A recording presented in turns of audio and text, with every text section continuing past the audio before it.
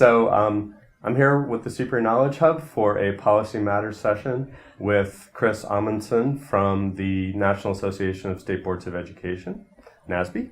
And welcome, good to see you. Great to see you. So, Chris, this is a very different policy environment, and a lot of authority is getting devolved down to states, and this is probably changing the environment for state boards quite a bit. So I'm curious about what what NASB is really focusing on with its members, given that there's going to be a lot more action at the state. Yeah, you are absolutely right in saying that this has been a real sea change. I think the American Recovery Act, the stimulus money, was probably the high water mark of federal control over education policy, because that's when we got raised to the top, that's when we got the 4 SIG models, that's when we got a lot of really prescriptive federal policy.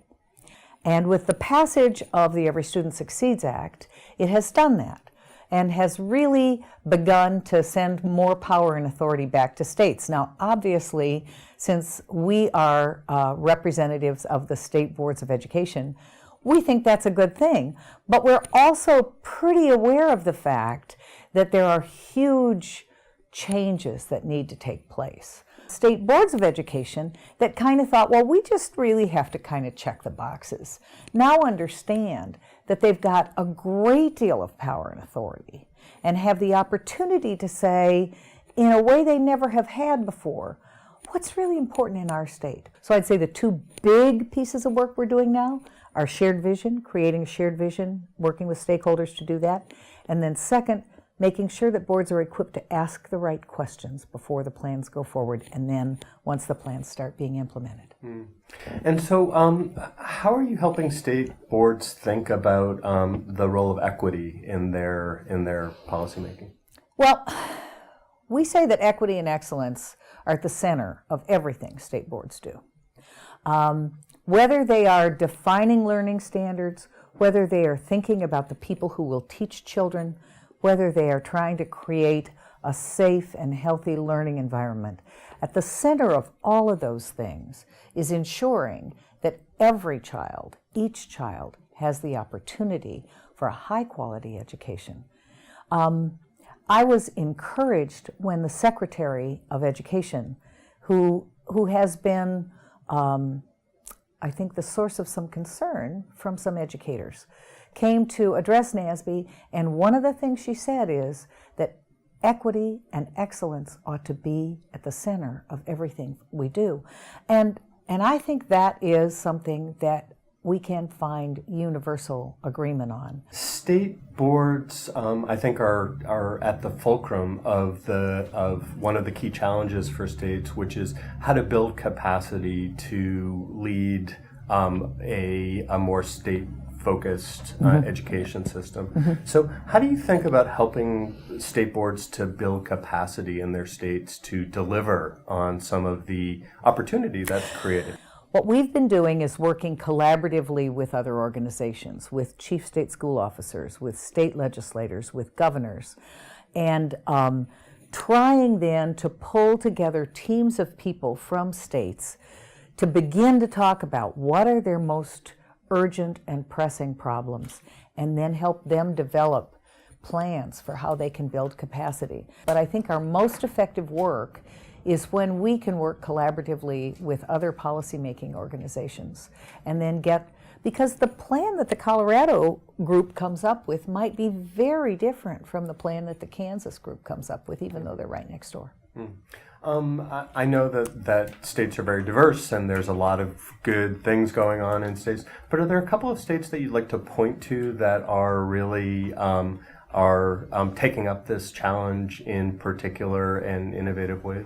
On the excellence and access front, I think it is hard to top Louisiana, which has built into their state accountability system some measures for ensuring that kids in the elementary school on the poor side of town have the same access to arts education, to high-quality science instruction, as the kids in the Tony suburb.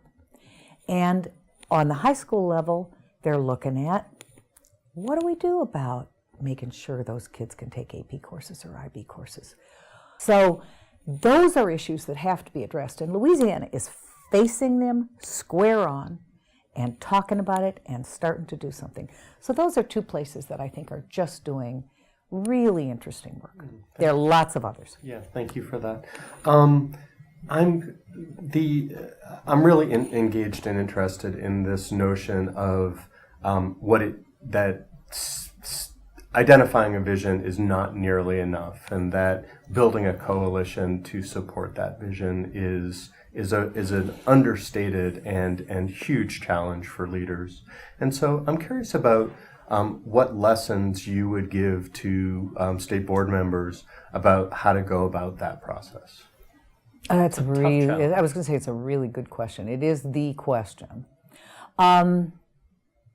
It's not a one and done.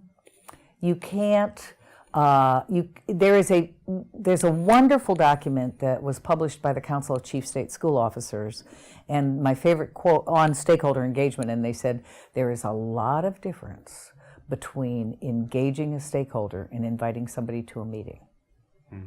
And so I think the first thing is you understand that your goal is engagement. It's not going to be a one and done. But then the second thing is people have to see with some seriousness or some intentionality that you don't just write down everything and then put it on a shelf. You know, what happens as a result of all of that? And that's the biggest part. If you then begin to make changes in your state plan, then I think parents or citizens and business leaders would say, well, by golly, that was worth it. I'll do that again, you know? So that's it. It's the currency currency is time. The currency is time. What advice you would give to researchers who are trying to use their research to inform policymakers? I came to this role, I was a local board member, and then I was a state legislator for 20 years I was a policymaker. And as much as I would have loved to have read those big AERA fat footnoted research documents, I never had time. So what you really need to do, and I know researchers hate to do this, but can you give me the balsamic vinegar version, the boiled down, really flavorful part? And then maybe I can find time to read the full report, but at least if I can understand the basic, key, most important points, that's probably the most useful thing. Kristen Amundson, thank you so much for talking with me on CPRE Knowledge Hub's Policy Matters. It was great to be here. Thanks so much.